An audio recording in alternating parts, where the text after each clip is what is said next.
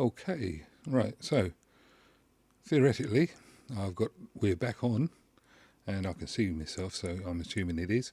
So hi, this is part 2 of the live chat on, well, what is it? It's Monday the 5th of the 2nd, 2024. And what I'm doing now is I'm just doing a follow-up. Previously I was talking to you about picking up a cassette deck, finding that there was a problem with it and sort of a way to look at it. Now, I'm assuming that this is somebody who has not got a history of working on cassette decks. This is because if you are, then you've done everything and it's all up and running. You've either flipped it or you've put it in your collection. If you're like a normal person who has just decided that you're interested in cassette decks, you've wandered into a shop and there's one there, and you've bought it. It may or may not have been working when you took it home, then or now you discovered a couple of days later that it's not as good as maybe you hoped it was going to be, because, like I said before, you've had channels down or whatever. Well, that's fine. So you've done, on the previous one, we did looking to see whether the belts were okay, looking to see if things were pulling in the right direction, and looking to see if they were clean.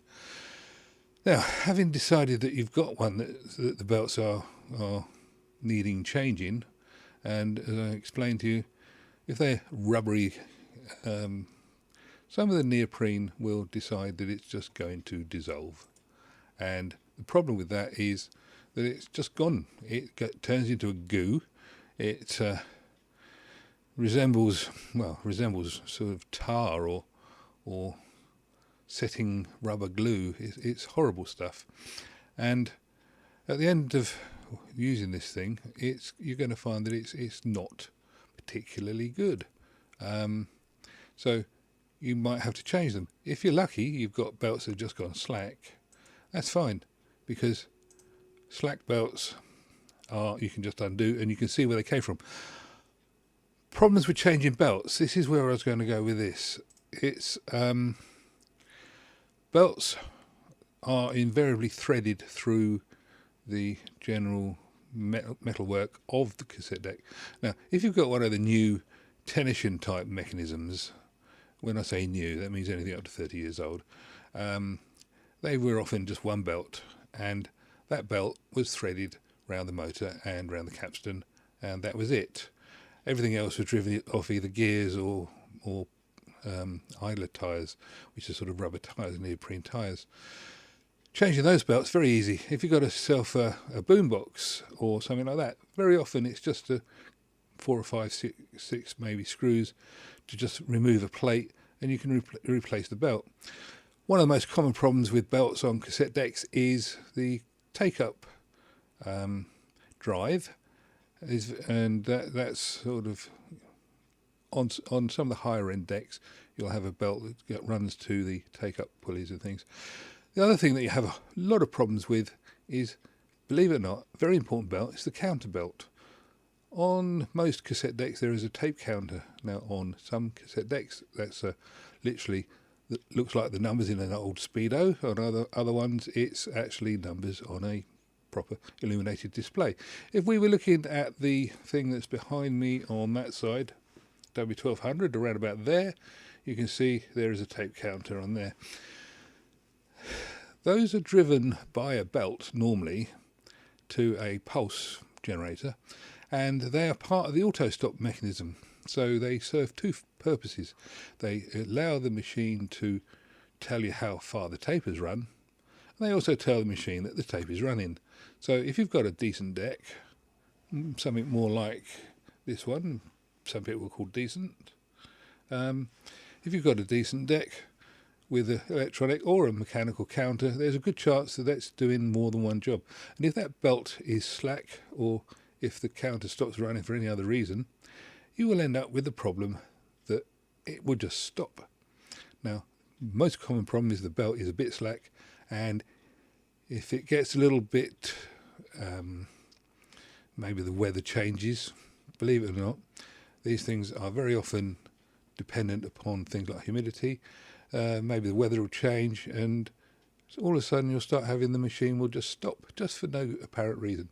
And You start it up again and it works again for a while, and then it will just stop again. And that's normally what it is. You have to change that belt. Now, the reason I'm going on about belts is because if you go onto something like a Facebook group and say, got a problem, the first thing they're going to shout is belts. And more often than not, they'll be right. But you've got to get yourself, ideally, a belt kit. Look on eBay, find out where you can get the proper belt kit from, if you can, because they will probably fit properly. That doesn't mean that every supplier is honourable, but there's a good chance that if they've got a good feedback, then they've supplied some good kits, in which case the belts should just fit. Then you get the problems. Now, I said earlier on in the previous video that you got the problem of all the wires. Wires are stiff things. They just, you start off with something that looks like that, so all nice and flexible. You leave that 40 years, and it's not flexible anymore. Now, if the wires are going to fall off, you're going to have to put them back on again. So you have to be, if you're going to do anything other than just sort of nudge things out of the way, first advice, take some photographs. Take pictures of where things are. That's not things that you necessarily want to know about, but things that you might need to know about. So take pictures of everything. Take pictures of where the wires run. Take pictures of where they don't run. Make sure that you can see where the bits of mechanism go, like the thing that pushes the record switches we were talking about earlier. That's normally a metal bar, but on posh cassette decks, they'll still have the switch, but they'll have a solenoid, which is an electronic plunger, an electronically driven plunger, which will actually operate the record and playback switches. On really posh machines, they don't have those. They have electronic switches, which are totally electronic, and you can't see them, but we're not worried about those. If you've got any of those sort of things, you need to know where things run. You need to know where wires do go, where wires don't go, where bits of pusher go and where they don't go, and which side of a pole things go. With the belts, you've got to look, and I mean that Sony that I was talking about, which is the one over my right ear. I think that's my right ear. Is that right ear? Yeah. That Sony, that has got I think it's about 4 belts in it. I can't remember now. It took ages to fit. But the reason why it was a problem, and I'll tell you for why, it's because it had a counter belt, so that's one. It had, I think it was take-up belts, so that was 2 and 3. So the pulleys were driven from it. And also it had the capstan belt, so 2, 3, 4. And there might well have been another one, just I can't remember. But the mechanism, these belts were put over 3 layers of metal. So you had layer of metal, and then another layer of metal. So 3 layers of metal, boom, boom, boom. And the belts, the pulleys, are within those 3 layers. And you had to take them apart, and there's 150 bits attached to the plates in various ways. There's a method. You had to get the manual for it. If you haven't got the manual for it, don't attempt it, because it's just a mess. But it's one of the easier ones to do. So believe me, if you do anything like this, you need a manual. If you get the really simple ones, the tension ones, yeah, you can do that without a manual. Or if you've got the experience, you can do it without a manual. But if you're looking at this from a start point, particularly the Sony ones are particularly good at melting the belts. So you have to work out which way the mechanism spins and spools, which side of the pulley the actual belt goes. Is it on the outside, or is it on the far side or the near side? That sort of thing. You have to work out the rotations, and very often on different decks they'll go through intermediate rotations. So every time it goes through a pulley, normally the pulleys go in the same direction, but if it goes via idlers, then you get reversal of direction. You have to work all this sort of thing out. This is easy to do. It's time consuming. You get it wrong and you've got to take the thing apart again. It's just one of those things. But don't go fiddling with the heads. Now, having got the belts on, now I did not, on my Sony, I did not change the pinch roller. for the simple reason the pinch roller that was on it was fine, but I did get one in the kit. But to try and get to it would have been another, I don't know, not easy, because the mechanism for the pinch roller was mounted from behind, and it wasn't a very easy thing to get to, I think. Anyway, I didn't change it, and I've still got the pinch roller tucked underneath the deck in its little plastic bag for use when I do need it. It's a very nice deck, that Sony. There is a video on my channel about it, and yeah, I say it was very time consuming, but it was very well worth it. This hobby of cassettes works in two ways. You've got listening to the music, and you've got listening to the equipment. If you're a listening to the equipment person, then you'll probably enjoy tweaking and adjusting stuff. But if you're a listening to the music person, you probably just want to be able to get on and do it. Now, the other thing that people always ask is, should I demagnetize the heads? This is a bone of contention with a lot of people. Heads mostly do not need demagnetizing. That is to say, if they get magnetized, they need to be demagnetized. But how do you do that? Well, it's a bit like the old thing about, do you remember the Crocodile Dundee film where the guy is being held up by a punk with a knife, and the guy says, "Give me your money, because I've got a knife." And Crocodile Dundee pulls out a knife and says, "That's not a knife. This is a knife." And he's got this whopping great big blade, and they say, "Whoa, yeah, right." I'm not going to show it because this is actually just a live, but I'm going to probably edit this down into a video. But there is a video on my channel of the wand that is available. They're available from Amazon. In fact, whilst I'm talking to you, I'll see if I can find one. They're available from Amazon, they're available from eBay, and they are very good. They are not to be played with willy-nilly. The trouble with degaussing wands, that's what they're called. See if I can find one. I did buy it. I bought one from Amazon many years ago.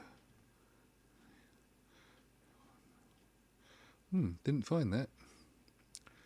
Tape. Let's try that again. Tape. Head. Degaussing wand. See what that's come up with. No, it's trying to do something to do with origami. Not origami. It's a massaging thing. Stick it on your head. Let's try demagnetizing then. Because gaussing is the real word. This is one of the problems with electronics and technical stuff. I see now I've put in demagnetizing wand, and it's now come up and found a degaussing for arcade monitor, CRT television. Check how it works. Related searches, rubbing alcohol, like cassette cleanup.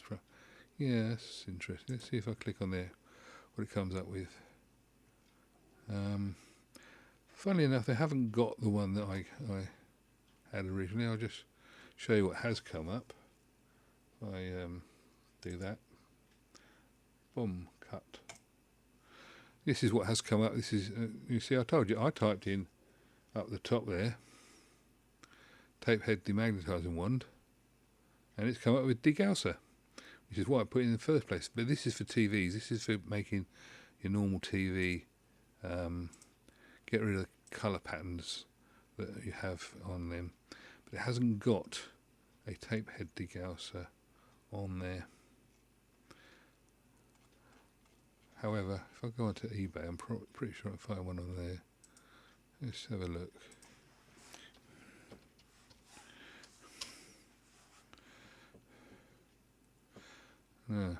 Wants me to do health and beauty. I don't want health and beauty. All categories. Electronics, there we go. Where's the search on eBay? Must be at the top. Search for anything. Degausser. No, demagnetizer.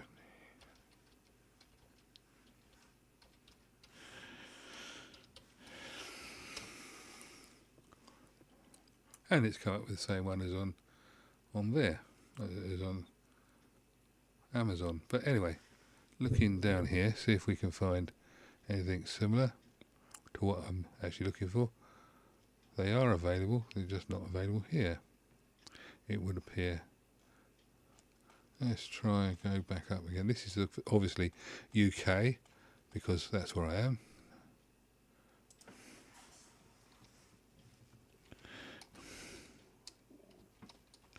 Tape head demagnetizer one. Let's see what it comes up with that. Well, I've got one there, which it shows as being, well, it's not exactly what I was looking for. That's an American one anyway, so that's not what we want. Ah, this is the sort of thing that they sell. Now, tonal tape head demagnetizer for reel-to-reel and tape recorders, 220 volts, thereabouts. Because this happens to be obviously for the UK, which is what we have, is 220 volts. And that basically, I'll tell you what that is. That is a coil. That's a big length of coiled wire, and down the middle of it is that metal thing there. Now that will take the magnetic field out of the coil and will allow you to apply it to locations. As you can, I don't know if you can see on there, there is actually a why is that not doing that? It's not full size. Let's try and get it full size. That's there, and no.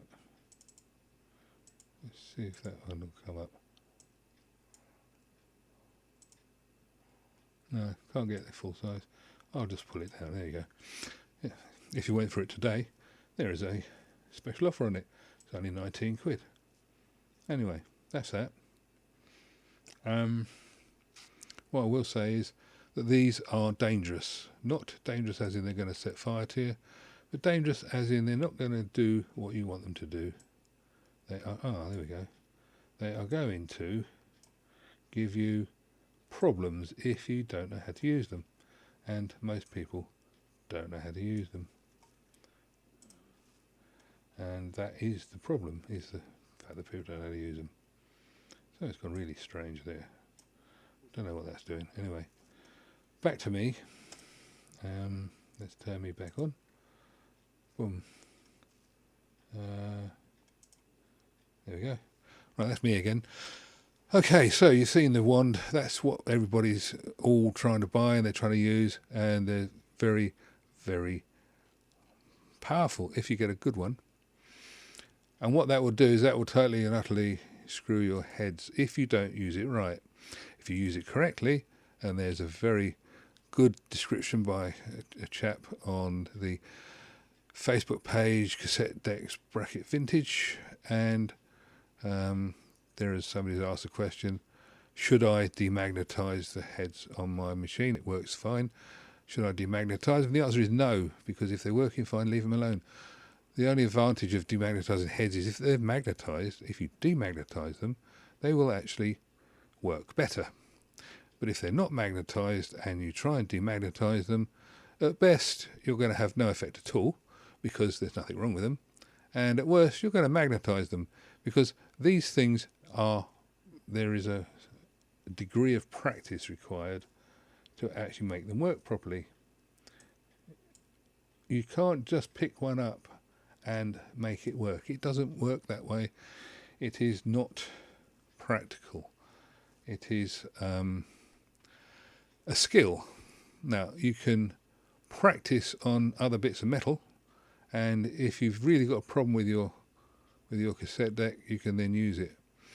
But the problem is, if you just pick it up and wander it around, if you don't do it correctly, you can damage all sorts of things. You've got to do, as it was pointed out in the thread, you've got to demagnetise not only the head but also the tape transport. That's the guides and everything else. You must be careful not to magnetise. You've got to switch the thing on a distance away. You've got to move it in gently. You've got to do the right sweeping motion, and you've got to take it away gently, and then you've got to turn it off. You've got to make sure you don't magnetise anything else whilst you're doing it, and people don't actually know how far away they should be. I can't actually advise you. I've done it a couple of times. I'll tell you what, I've got one of those ones, and I've got a machine, and I have not actually switched it on and used it on one of my machines because I don't want to have the problem of ruining the heads. Now, if I can't do it after 40 years, happily, just as a make sure, then I don't think anybody who is just getting into cassettes ought to be doing it. But that doesn't mean that the heads don't need demagnetizing. It just means that most heads don't need demagnetizing. There are some brands of cassette deck which will use certain heads which, a DCC for instance, if you try and demagnetize those, they will apparently damage the heads. And I think it's some techniques, but don't quote me on that, but there is allegedly, I have read, and you know what I think about stuff on Facebook. You have to be careful about what you read, but it is allegedly some cassette brands, some particular models, that if you try and demagnetise them, you'll destroy the heads. So if you're going to get yourself a cassette deck from a thrift store, and it's cost you $5, and you want to try out using a demagnetizer, well, fine, it's going to cost you $5 if it all goes wrong. But if you've got anything that's worth, if you've just spent 3 or 4 hours putting belts in it and it's all working tickety-boo, and you think, oh, I'll just demagnetise the heads just to make sure, and then it doesn't work probably afterwards, well, more fool you. That's all I can say. It is not really there's a label on the back of most of these things. It says no user serviceable parts inside. They are a legal thing, but they sort of have a clue that it's not made to be easy. Other than that, working on cassette decks is great fun if you're into doing the electronics, but make sure you've got the equipment. If you want to do, one of the things people often say about is recapping them, which is true. You can recap them and you can make them work very well. But if you change all the capacitors in a cassette deck, you've got possibly 100 capacitors, there's 200 joints, you've got to solder, you've got to pull the wires apart. And then when you put it back together again, you've got to hope that it all works, hence the photographs that were needed earlier on. And believe me, wires just fall off, so you do need to know where they go. And having done all that, you've then got to calibrate it. Try and find proper calibration cassettes. Try and find proper calibration equipment. It is not easy. If you start mucking about with this stuff, this is where the things about the heads come in. If you play with the azimuth, the chances are, if your heads are clean and sealed, if the paint or the lacquer that they lock the heads with is still intact, there is no point altering the azimuth. It's probably not wrong, and if it sounds okay, if it ain't broke, don't fix it. If, on the other hand, the screws have been altered, then maybe you will need to adjust it. But in order to do that properly, you need very expensive equipment. You need tapes, you need scopes, and you need the time to do it. And you need the instruction book, because each manual will tell you slightly differently. On the other hand, you can just get a high-pitched tape or something that's been done. There's an advert come up. You can just get a high-pitched tape, and you can just get something that's got a lot of symbols and a lot of high. You can adjust it on that, and you may be able to get a reasonable result. And you could use a phone as a signal analyzer. It all depends on how far you want to go. If you go onto some of these groups, you'll find that people will be telling you that's a load of rubbish and you can't do it, and then other people do say, yeah, that's fine. The other thing that you're going to have problems with is setting speed. If you change the belts, you've got to check the speed. Now, the trouble with speed is you need a proper calibrated tape to be able to do that, or you need to have some methods of doing it.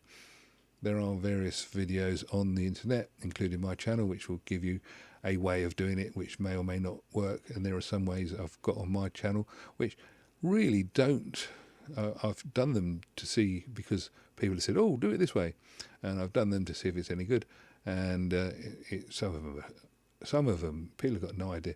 And there's one guy who reckons that you should actually mark a tape, run it for an amount of time, mark it, and then actually measure how much tape has cut. So pull the tape out of the cassette and measure how much has run, and then you can work out with the maths how fast or how slow the tape is running. That is obviously physically possible, but do you want to do that? And when you've done it, how do you know it's, well, yeah. Anyway, there are various other methods, but what you should ideally do is run a tape that is a proper tone that you've bought, and it will play back at the correct speed. And if it doesn't, then you can measure it with a phone and you can hear that the errors are there. Anyway, as I say, there are various channels have got how to set your speed on them. Mine has got 2 or 3 different methods, and it's worth having a look at that. Other than that, cassette decks are fun. The tapes will jam up. You will get chewed tapes, and you will get recordings that are disappointing you because the tape was shed. All of these problems are really down to the tapes, and they are not directly connected to the machine, but you do have to keep the machine clean. Anyway, I think I've rambled on enough there, so maybe you'll find this of use. If you do, then great. Like, subscribe, and follow my channel for more succinct videos. And if you find that you've got any problems, genuinely, if you put questions on the comments, I will try and answer them. And if I can't answer them, I'll try and point you to people who can. It's a good hobby. It's a fun hobby. Don't let it stress you out. The world isn't really that complicated, so let's keep it simple. Anyway, that's it for now. Catch you another time, and bye-bye. Now, all we've got to do now is try and find the switching off switch. Oh, I think it's that one. Bye-bye.